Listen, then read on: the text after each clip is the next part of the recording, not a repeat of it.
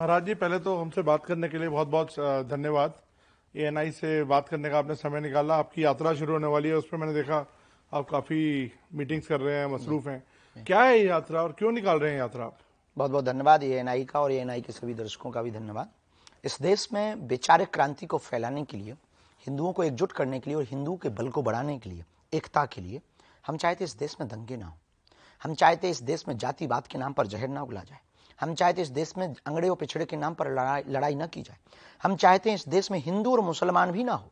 हम चाहते हैं इस देश में हिंदू हिंदुत्व और हिंदुस्तान की जय जयकार हो। हम मुसलमानों के भी विरोधी नहीं, ईसाइयों की भी विरोधी नहीं, लेकिन जो हिंदू घट रहा है, हिंदू जो डर रहा है, हिंदुओं पर जो अत्याचार हो रहे हैं या जो हुए हैं, उसको हम भर तो नहीं सकते, पर आने वाली नस्ल को सुधारने के लिए, आने वाली पीढ़ी को बल देने के लिए इस देश में हवाई जहाज, चार्टर्ड या फिर ट्रेन से चल करके देश हिंदू राष्ट्र नहीं बनेगा। डिफेंडर या फॉर्चूनर से चलने से भारत हिंदू राष्ट्र नहीं बनेगा, ना हिंदू जगेगा।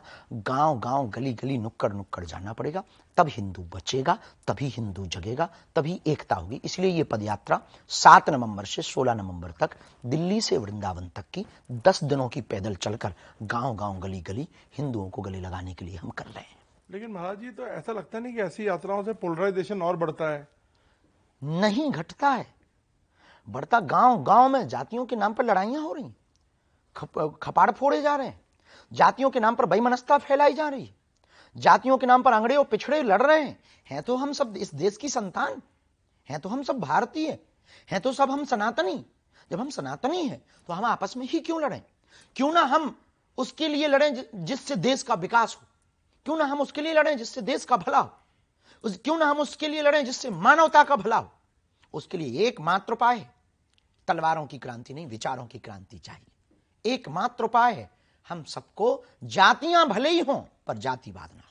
तो महाराज जी, आप कैसे जोड़ सकते हैं? और भी कितने सारे शंकराचार्य हैं और कितने सारे और धर्मगुरु हैं। आपको क्या लगता है कि आप ही सब हिंदुओं को जोड़ सकते हैं? नहीं, उन संतों की ही कृपा से हम ये कर पा रहे हैं। वो संत हमें आशीर्वाद दे रहे हैं, हमारे देश के शंकराचार्य हमें आशीर्वाद दे रहे हैं, हमारे महापुरुष हमको आगे कर रहे हैं, हमारे महापुरुष हमारे साथ चल रहे हैं और हमारे आगे चल रहे हैं। हम उनके पद चिन्हों पर चल रहे हैं। 14वीं शताब्दी में जगतगुरु रामानंदाचार्य भगवान ने कहा, हरि को भजे सो हरि को होई, जाति पात पूछे नहीं कोई। आदि जगतगुरु शंकराचार्य ने कहा, सब एक हैं, एकत्व का स्वरूप, एकता का स्वरूप उन्होंने ये प्रतिपाद किया है। उन्हीं पद चिन्हों पर हम चल रहे हैं। उन सब संतों का आशीर्वाद मिल रहा है। हमें ब्रज के सभी महापुरुषों का आशीर्वाद है, सभी अयोध्या के महापुरुषों का आशीर्वाद, इस देश के प्रतिष्ठित जितने संत हैं उनकी हम पर कृपा है। आज कुछ तस्वीरें देखी, प्रेमानंद जी से आप मिल के आए। हाँ, तो क्या हुआ, जरा बताएं लोगों को। उनका परिकर हमको काशी में मिलने आया और वार्तालाप हुई। बहुत बाबा की भी व्यस्तता रहती है, हमारी भी। उनकी तबीयत को लेके लोग बड़ा अभी अनुकूल है, बहुत अफवाहें फैला रहे थे, लेकिन महापुरुष हैं, उनकी तो लीलाएं हैं। तो आज हम आमंत्रण देने गए पदयात्रा का। हम आज अपने पदयात्रा का पत्र देने गए, उन्होंने सहर्ष स्वीकार किया और बहुत लाड़ लुटाया, बहुत प्रेम। महाराज जी, लेकिन एक तबका ये भी जो सोचता है कि धर्म धर्म धर्म पे इतना ज्यादा फोकस होके आप कह रहे हैं कि देश की तरक्की हो, ये हो, लेकिन धर्म को अगर हम सेंटर बना देंगे तो आपको लगता नहीं कि कहीं डाइवर्जन होता है इस चीज से? अभी धर्म के नाम पर लड़ रहे हैं तो इससे भी तो डाइवर्जन हो रहा है। मजहब के नाम पर लड़ रहे हैं, इससे भी तो डाइवर्जन हो रहा है। संस्कृतियों के नाम पर लड़ रहे हैं, इससे भी तो देश की एनर्जी दूसरी तरफ जा रही है। जातियों के नाम पर लड़ रहे हैं, इससे भी तो देश गर्त में जा रहा है। तो क्यों ना एक सॉल्यूशन निकाल दिया जाए, एक उपाय कर दिया जाए कि अब आप अपनी ऊर्जा को जाति, धर्म, मजहब, क्षेत्रवाद, भाषावाद की लड़ाई से ऊपर उठ करके राष्ट्रवाद के लिए जिए। यही हमारी पदयात्रा का मोटिव है। महाराज जी, आपने अभी बोला मैं मुसलमानों के भी खिलाफ नहीं हूँ। बिल्कुल नहीं है ना, लेकिन आप मैं देखता हूँ कई बार बयान देते हैं कि आप पटाखों पर, जैसे आपका एक विवादित बयान आया हाल में कि हम आपकी बकरा ईद पे नहीं करते तो आप हमारे पटाखों पर ज्ञान न दें। इसका क्या मतलब है? किसी भाई साहब ने बयान दिया कि पटाखों से प्रदूषण होता, हम मानते हैं बिल्कुल होता है, लेकिन 25 तारीख को क्रिसमस डे को भी पटाखे फोड़े जाते, 1 जनवरी को भी पटाखे फोड़े जाते, नई साल पर भी। गाजा अभी लड़ रहा है, बम से भी प्रदूषण हो रहा है। रूस यूक्रेन लड़ा, उससे भी प्रदूषण हुआ। कोई नेता जीतता है, पटाखे फोड़ते हैं, उससे भी तो प्रदूषण होता है। देश में क्रिकेट जीतते हैं, पटाखे फोड़ते हैं, उससे भी तो प्रदूषण। लेकिन आप हमारे हिंदू त्योहारों पर ही पटाखे फोड़ने पर ज्ञान क्यों देते? तो हमने ये निवेदन किया कि यदि आप ज्ञान दें तो हर बार दें, सबको रोकें, केवल हिंदुओं को टारगेट करेंगे तो उससे हमको भाई जलन होगी, खुन्नस होगी कि आप हमको टारगेट कर रहे हैं, हमारे हिंदुओं के त्योहारों को आप डिमोशन करना चाहते हैं, उसको डिमोटिवेट करना चाहते हैं हिंदुओं के उत्साह को। नहीं, कोई बोलता है आई लव मोहम्मद, तो उससे क्या दिक्कत है? या आई लव महादेव, तो क्या दिक्कत क्या है? बिल्कुल भी दिक्कत नहीं, हमने तो सपोर्ट किया, आई लव मोहम्मद होना चाहिए, पर आई लव महादेव भी हो तो आपको दिक्कत ना हो। और दूसरी बात, सर तन से जुदा कर देंगे ये बयान भी ना हो। ये देश के कानून के खिलाफ है, ये देश के संविधान के खिलाफ। आप हमारे सभी अब तक के दिए हुए वक्तव्य को देखिए, हमने सिर्फ एक ही बात कही है, हम तलवारों की लड़ाई पर भरोसा नहीं करते, विचारों की लड़ाई पर भरोसा करते। लेकिन आप महाराज जी, आप अच्छा काम ही कर रहे हैं कि सबको संगठित कर रहे हैं। आपने बोला कि आप मुसलमानों के साथ हैं, जो हिंदू रेडिकलाइजेशन जो बढ़ रहा है उसको आप किस तरह से देखते हैं? इसको हिंदी में बताओ। हिंदू का जो जिसे बोलते हैं कट्टरता बढ़ रही है, इसको आप किस तरह से देखते हैं? देखिए, कट्टरता में यदि किसी की हिंसा नहीं है तो वो कट्टरता ठीक है। कट्टरता का मतलब हिंसा नहीं है, कट्टरता का मतलब है खुद को प्रोटेक्ट करना, खुद को प्रोटेस्ट करना, खुद को सुरक्षित करना। किसी के खिलाफ बोलना मूर्खता है, अपने पक्ष में बात रखना कट्टरता है।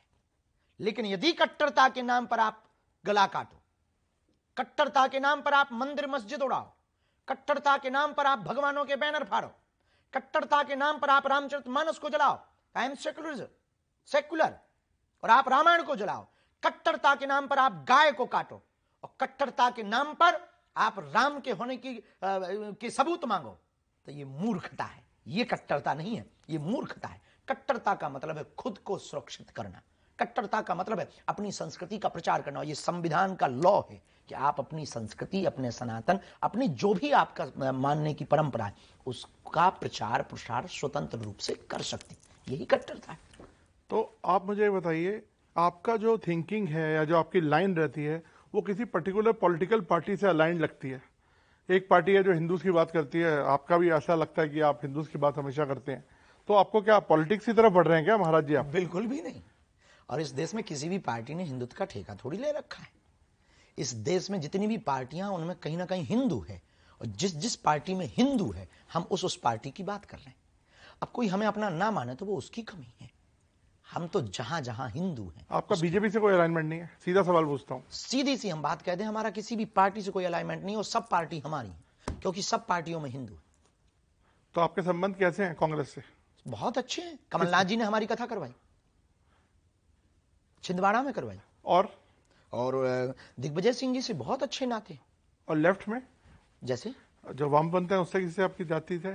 वामपंथी हमारी नजर में कोई है नहीं, सनातनी हमारी सब नजर में। और मोदी जी से आपके संबंध कैसे हैं? बहुत प्यारे हैं, भाई के रूप में। उन्होंने छोटा भाई शायद आपको बोला, मैं पढ़ रहा था। मैंने बिल्कुल बोला, बाएं पकड़ करके बोला। और दावे के ऐसा प्रधानमंत्री देश को मिलना बहुत मुश्किल है, इतना बड़ा विजन और मिशन। इसलिए नहीं हम ऐसा कह रहे हैं कि उन्होंने हमें भाई बोला, हम इसलिए कह रहे हैं कि वो सिर्फ देश के लिए सोचते हैं। और यदि ऐसा कार्य किसी भी पार्टी का प्रधानमंत्री करता तो भी हम उसके लिए बोलते, क्योंकि हम सत्य के पूजक हैं। तो उनकी आपको क्या चीजें जो है मुख्यतः अच्छी लगती हैं? राष्ट्रवाद, प्राथमिकता, राष्ट्र के प्रति समर्पित, बहुत अद्भुत। भारत का विजन मिशन 2047 का देखना बहुत अभूतपूर्व।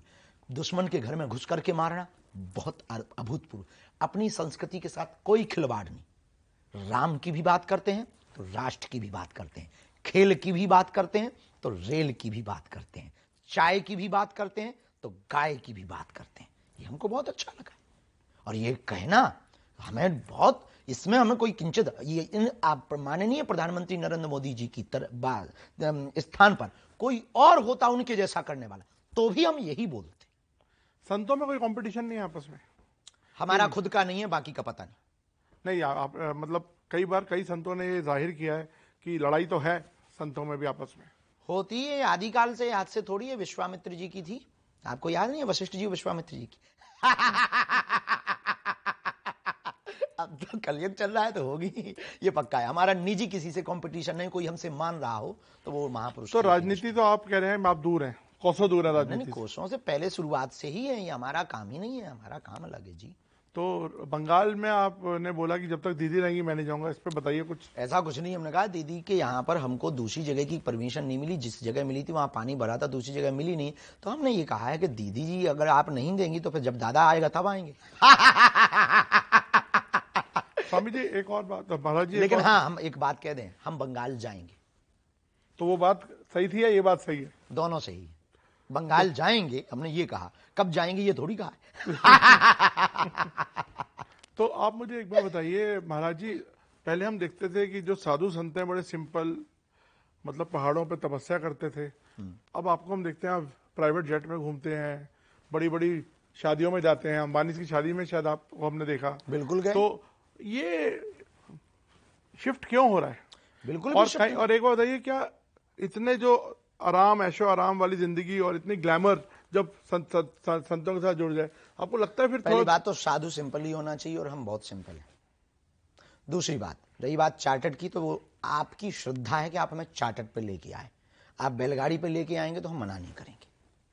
गए आप कभी बैलगाड़ी में कहीं? बिल्कुल गए हैं। और आपको हम कह दें कि एएनआई को हम एक वीडियो का विजुअल भेजना चाहते हैं कि जलगांव में जब हमारी कथा हुई है, वो कथा में जब पूरे में पानी भर गया है तो बैलगाड़ी से चल के गए, उसका वीडियो नेट पर डला हुआ है और कृपा करके वो जरूर देख लें।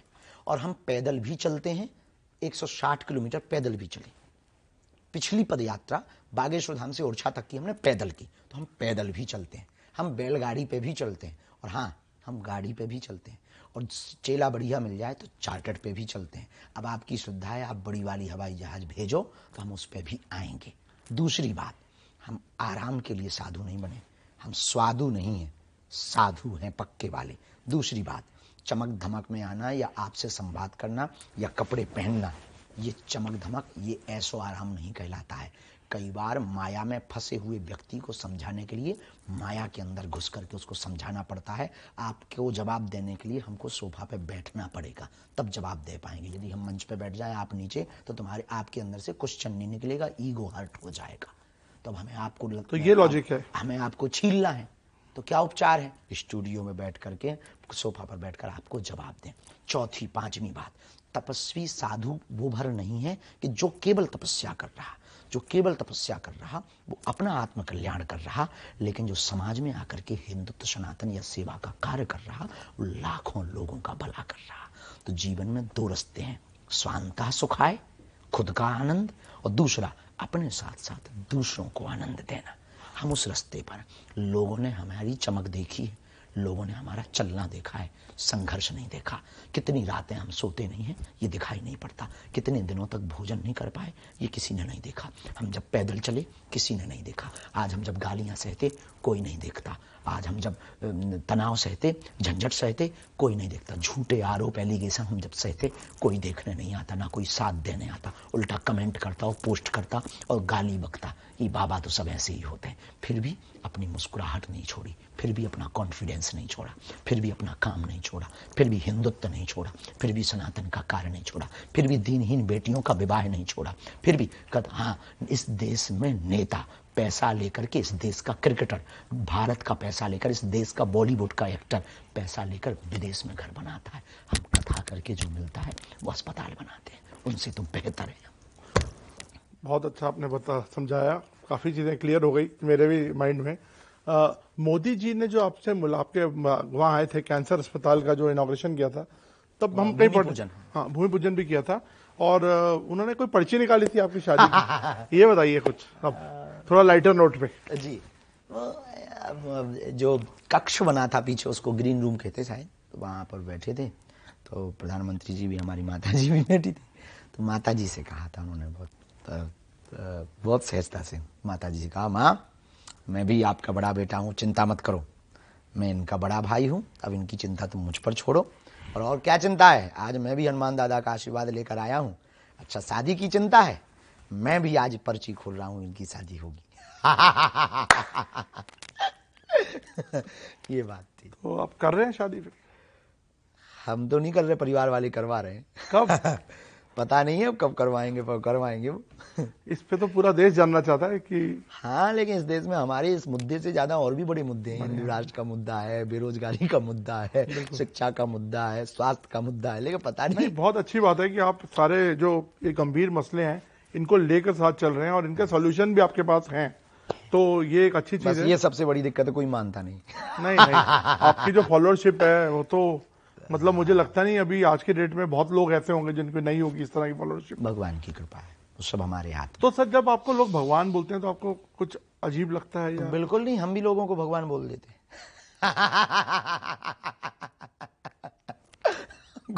क्योंकि हम भगवान है नहीं, इसलिए अजीब नहीं लगता हमको।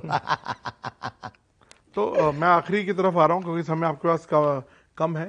सर हिंदू संगठित रहना, हिंदू राष्ट्र बनाना, लेकिन हिंदू अगर हम एक तरह से सोचे ना, हिंदू खतरे में कहाँ है? और ये कंट्री तो एक सेकुलर कंट्री है ना, मतलब नहीं है सेकुलर। इसमें कोई डेमोग्राफी जो है यहाँ की, तो वो तो सब मिल मतलब एक तरह देखा जाए तो मिक्स ही है ना सर।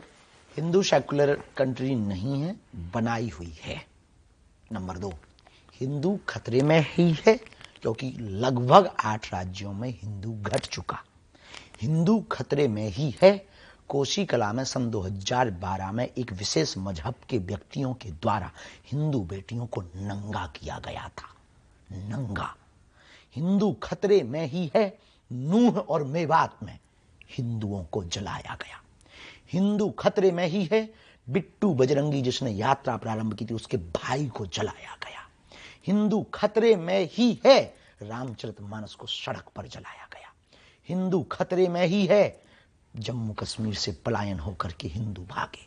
हिंदू खतरे में ही है कि हिंदू पंजाब, हिंदू पश्चिम बंगाल, हिंदू केरल, हिंदू असम, हिंदू त्रिपुरा, हिंदू मेघालय में हिंदू होने पर गर्व नहीं कर पा रहा।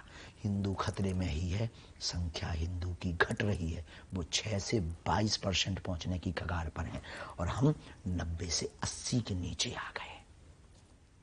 मेरा आखिरी सवाल महाराज जी, ये क्रिकेट हमने आईपीएल सुना था, हमने इंटरनेशनल क्रिकेट भी सुना, ये सनातन लीग क्या है? और आप बैटिंग करते दिखेंगे उसमें, ऐसा सुनने में आया। हमारे ज्येष्ठ भ्राता श्री धर्मरत्न पूज्य श्री शांति दूत देवकीनंदन ठाकुर जी के मन में एक विचार आया कि उन्होंने जो हमको दूरभाष पे बताया कि हम एक ऐसा कार्य करना चाह रहे हैं जो थोड़ा अलग हो और भीड़ बाढ़ और जो बहुत अभी त्रासदी हुई उससे प्रभावित लोग हैं, उनके लिए हम कुछ करना चाह रहे हैं। हमने कहा आप आज्ञा करो, तो उन्होंने कहा कि एक क्रिकेट का आयोजन करेंगे और आप एक दिन के लिए आ जाना, कुछ घंटों के लिए आप आ जाना। हमने कहा सहज बस, बहुत अच्छी बात है। यदि कोई बाढ़ प्रभावित लोगों के लिए कोई उनके घर में भी दीपक जल सकें दिया के दिवाली का, और हमारे जाने से और ये कार्य करने से किसी का भला होता हो, तो खेल खेल में एक बहुत बड़ा रोल हो जाएगा। और वैसे भी क्रिकेट हमको पसंद है। तो सनातन क्रिकेट का क्या रहेगा फॉर्मेट, आपको कुछ आइडिया? सनातन क्रिकेट का शायद धोती कुर्ता का फॉर्मेट रहेगा, अपनी विचारधाराओं को पहुंचाने के अलग अलग माध्यम। और ये कब हो रहा है सर? 18 तारीख को है। 18। तो आप यहाँ खेल रहे हैं इसमें?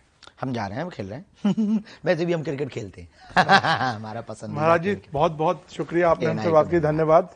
और आपकी यात्रा अच्छे से निकले। और आप भी आइए, एनआई परिवार का सादर आमंत्रण है 7 नवंबर से 16 नवंबर तक। जी धन्यवाद, बहुत बहुत धन्यवाद।